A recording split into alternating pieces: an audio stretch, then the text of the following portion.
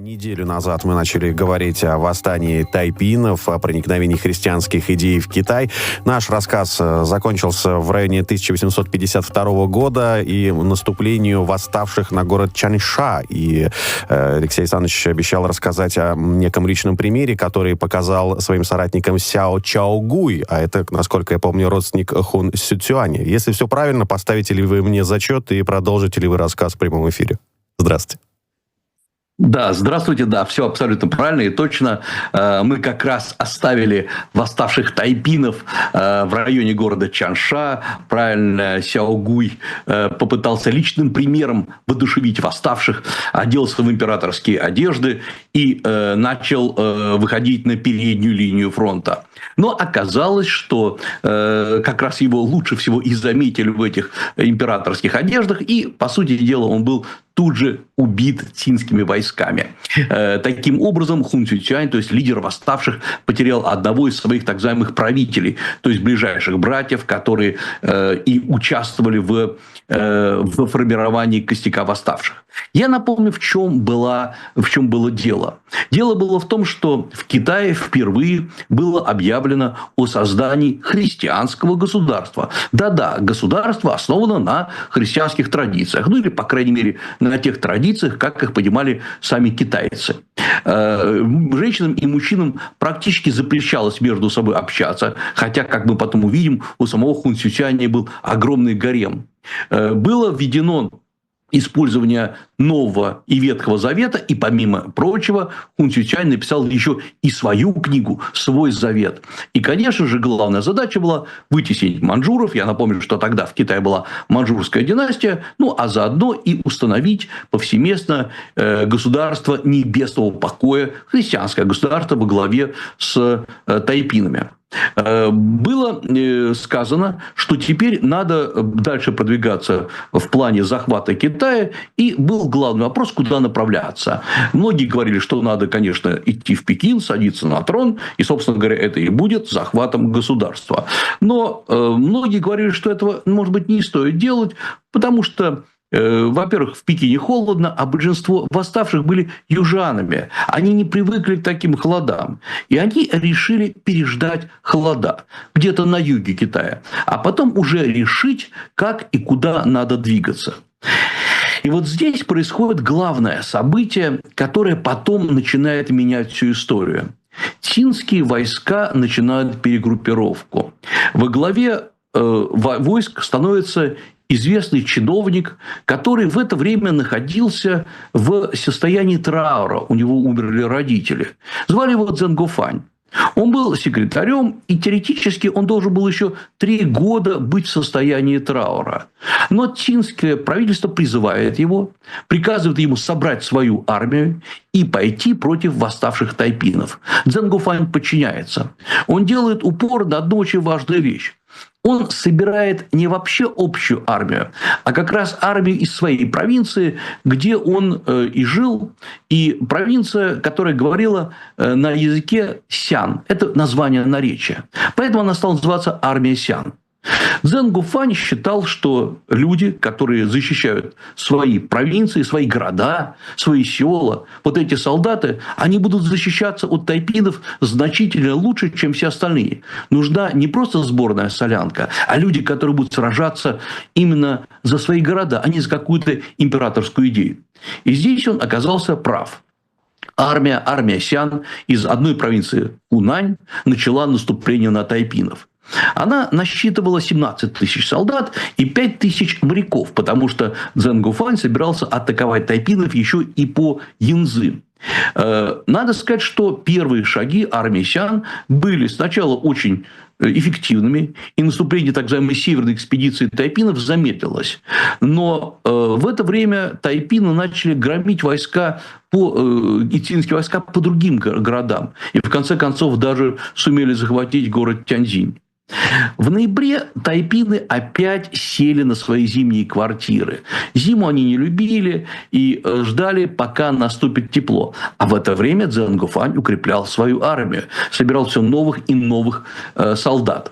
В конце концов, эти плохие решения и привели к тому, что наступление замедлилось, потому что тайпины были большими патриотами своего дела и христианской идеи, но, честно говоря, очень плохими солдатами. При этом цинское правительство теперь охотилось за всеми, кто был связан с тайпинами, практически по всему Китаю. Они считались преступниками, а губернатор провинции Гуандун, это южная провинция Китая, схватил 75 тысяч человек, которых подозревали в связи с тайпинами, приказал их жестоко казнить, и причем на специально отведенной улице в Гуанчжоу. И сделал так, что многие тела просто были пущены по рекам и всплыли даже в ближайшем Гуандуне. И в Гуандуне, в ближайшем Гонконге, прошу прощения, в Гонконге были тоже сторонники тайпинов, причем многие христиане, западные миссионеры также начали поддерживать тайпинов, видя в них христианизацию Китая. В общем, казалось бы, первоначально странное движение со странными идеями начало захватывать все больше и больше людей. Более того, восстание тайпинов начинают обсуждать на Западе. Выходит редакционная статья The Times, где оптимистично, и, честно говоря, достаточно наивно писалось о будущем, в котором люди, которые устали от разоренной Европы, смогут свободно эмигрировать в новый мир Китая. Ну, как когда-то из Европы люди эмигрировали в Америку во времена Колумба. Там даже говорилось, что самый эффективный способ добиться ухода маньчжуров от власти – это провести революцию в этой стране. Настолько, насколько это возможно и насколько это соответствует строгому моральному кодексу. Наши новые отношения будут без проблем. И мы не предполагаем, что все будет безоблачно. Но, тем не менее, мы должны понимать, что религия христианства должна охватить все большее и большее пространство. Таким образом, оказалось, что и на Западе на тайпинов смотрят едва ли не как на прогрессивных людей. На самом деле, мало кто понимал, что во многом это были простые крестьяне, неудавшиеся чиновники, то есть так или иначе люди, которые были далеки от идей прогресса, пока что. К тому же среди тайпинов начинались брожения. Ведь движение было основано на том, что многие хотели лично общаться с Богом, лично обращались к Нему и слышали голоса. И Хун Сюцянь признавал эти видения как послание Бога. Как следствие, оказывалось, что есть очень много проповедников. Многие из них были так называемыми правителями, то есть им отдавали в управление целые регионы Китая. Сначала все шло, казалось бы, неплохо. Войска тайпинов были довольно хорошо подготовлены именно для боя. И один из таких правителей, Шидакай, который собрал свою армию, начал атаковать лагеря армии Сян. Вот того Цзэнгофаня, которому было поручено подавить тайпинов. И, в общем, он не просто сумел разгромить эти регулярные войска, но едва ли не довел Цзэнгофаня до самоубийства. Честный чиновник Цзэнгофань был настолько шокирован, что проиграл нерегулярной армии, что попытался покончить жизнь самоубийством. Он представлял, как он вернется в свою провинцию, а ведь его же люди как раз выходили практически из одного уезда, из одной провинции. Как он будет в прямом смысле оплеван родственниками погибших людей, и такого позора он не мог выдержать. Он прыгнул в реку Янцзы, попытался покончить с собой, но его вытащили. Он еще 2 раза прыгал в реку в надежде, что все-таки смерть смоет позор. На 3-й раз, когда его люди вытащили, он решил больше не прыгать, решил взять себя в руки, собрать новую армию и готовиться к наступлению. Но ситуация была плохой. Были и другие последствия. Государственная казна Цин, и без того испытывавшая трудности после опиумной войны, еще больше истощилась. В 1855 году, вот как раз в период этих событий, Хуанхэ выходит из берегов, утопив тысячи людей и вызывая голод. А после голода еще пришли и многие болезни. Оказавшись в страшном, в тяжелейшем финансовом положении, империя не смогла послать поддержку армии Цзэнгофаня, в результате чего кругом стали возникать восстания. Оказалось, что империя не такая уж и устойчивая. В Хэнане, в Дзяньсу вспыхивает еще одно восстание, так называемое восстание няней. оно никогда не было достаточно сплоченным, чтобы составлять конкуренцию Цин, но все равно это было восстание. А тут еще и в провинции Юньнань, на самом юге Китая, возникает первое мусульманское восстание. Его подняли сами себе китайцы, которые были обращены в мусульманскую веру, так называемые хуэйцы. И они провозгласили даже независимое государство Хуэй. И этот конфликт продолжался в течение почти 17 лет. Оказалось, что на территории Китая существует несколько государств со своими императорами. Один официально сидел в Пекине, но при этом Хун Сюцюань был императором тайпинов. Среди мусульман Хуэй был свой император. То есть государство трещало по швам. И в это время еще и Китай проигрывает опиумную войну. Вот это как раз было началом конца многовековой Китайской империи. Но при этом сами по себе тайпины тоже не были особо сплоченными. Разные правители под крылом Хун Сюцюаня воевали между собой. Хун Сюцюань все больше и больше проводил времени в христианских родениях, в медитациях, в размышлениях, окруженный огромным гаремом, который ему прислуживал, а в это время его правители, по сути дела, полевые командиры, делили власть. И в конце концов кончилось тем, что в результате заговоров 3 из этих правителя просто погибают, убивая друг друга. И у Хун Сюцюаня оказывается недостаточно лидеров, которые могли бы в дальнейшем сражаться с цинской армией.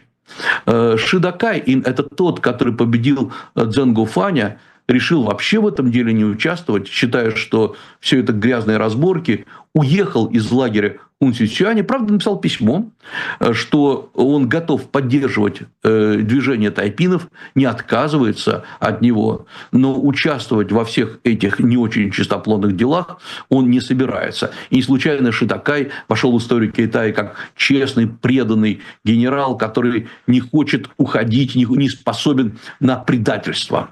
Но это все, конечно, резко ослабляло тайпинов.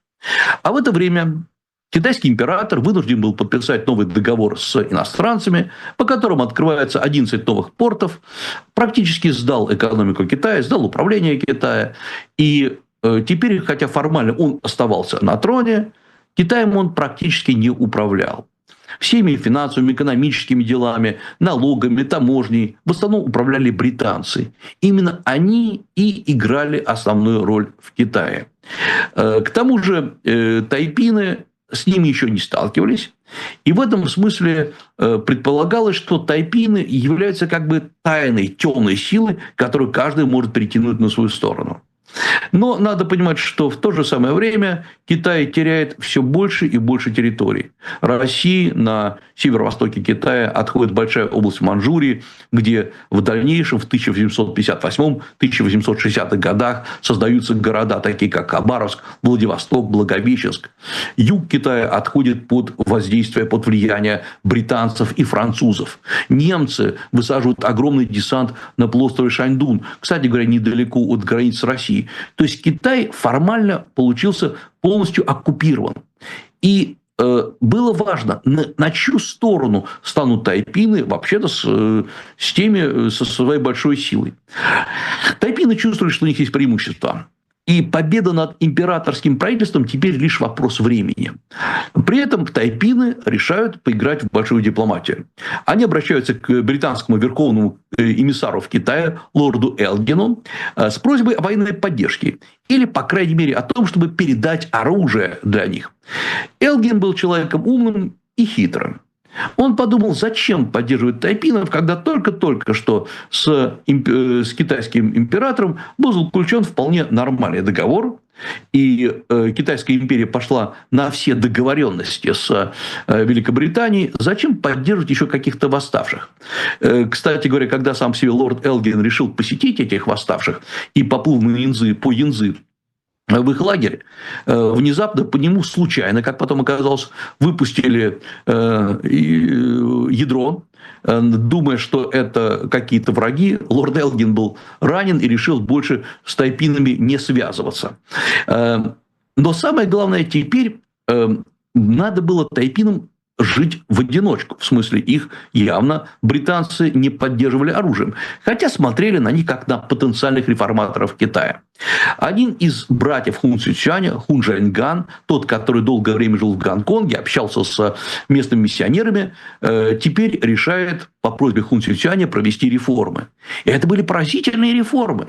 Во-первых, он разрабатывает программу небесного государства, которое было сформировано под огромным воздействием западного влияния. Он решает, во-первых, создать широкую сеть железных дорог. Он решает ввести выпуск газет, ну, как было уже в Гонконге, бумажные деньги. Он хотел ввести нормальную систему больниц, университетов, помощи бедным и больным. Он начинает реформы, но на самом деле многие люди его не поддерживают, не понимая, зачем это надо. Таким образом, тайпины не захватили Пекин, попытались провести реформы, не сумели их провести, а армия Цзэнгофаня, собравшись силами, начала все больше и больше их теснить.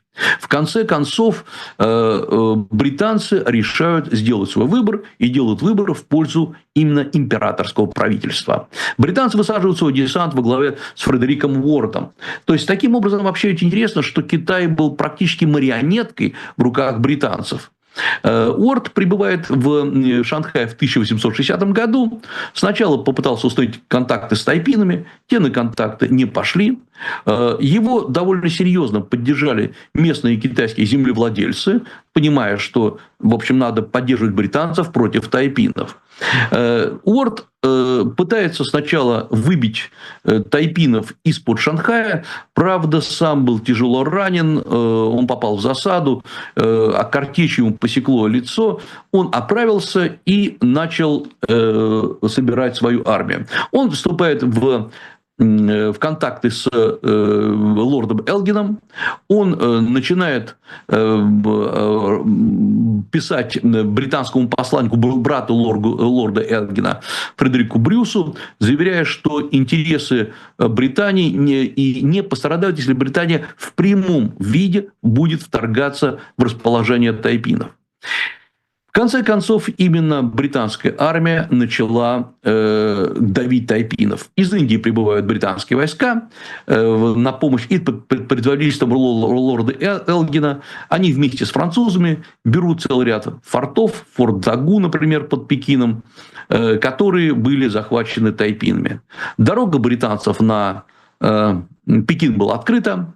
Британцы отправляют делегацию, причем в сопровождении даже репортера The Times, чтобы, как говорится, в прямом эфире вести репортаж о том, как красиво британцы освобождают Китай от тайпинов.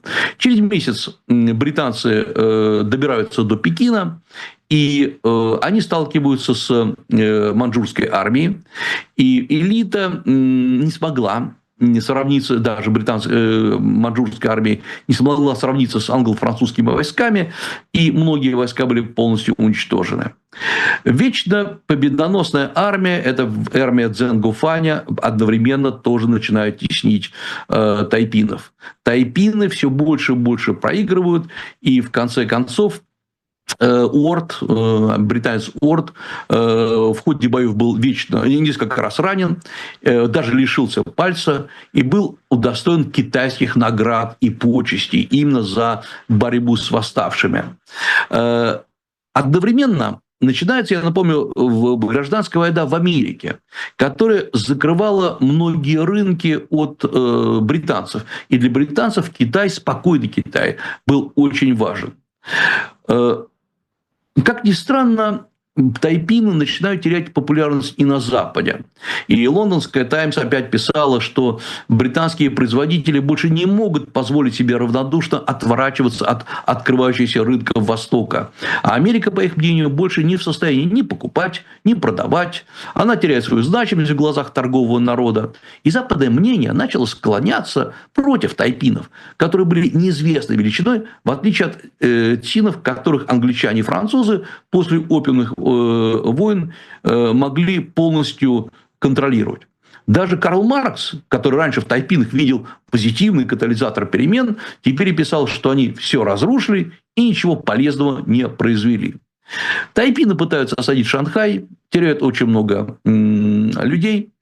Теперь все, что это требовалось от маньчжуров, это дать британцам повод для полномасштабного наступления. И в мае 1862 года они такой повод получают. Тайпины обстреливают британский корабль «Энкаунтер». И это было поводом для начала наступления. Фредерик Уорд ведет свою армию против тайпинов, хотя и не был уверен в победе, но в конце концов последние остатки тайпинов были разгромлены как британцами, так и армией Цзэнгуфаня. Самое главное, что оказалось, что теперь христианская идея была полностью запрещена в Китае, потому что теперь считалось, что именно христианство привело к такому восстанию. Многие сторонники тайпинов просто погибли. Жена Хун Сючаня, не желая, чтобы она попала в руки цинских солдат, взяла полностью гарем своего мужа и повела в реку и утопила в реке. Сам по себе один из правителей, помощников Хун Сючаня, пытался убедить его сдаться, но на самом деле тот не сдался и тоже, как считается, покончил жизнь самоубийством. Так закончилась первая и, наверное, самая главная попытка реорганизовать Китай по западному образцу, вести христианство и сделать так, чтобы Китай был не китайским, а прозападным. Такие попытки еще будут продолжаться. Я надеюсь, еще в следующих выпусках мы поговорим, каким образом не только Китай, но и Запад раздирался, но и многие азиатские страны раздирались западными государствами. Очень любопытная тема. Спасибо большое. Слушать можно вечно. Алексей Маслов, востоковед, программа «Азиатский путь».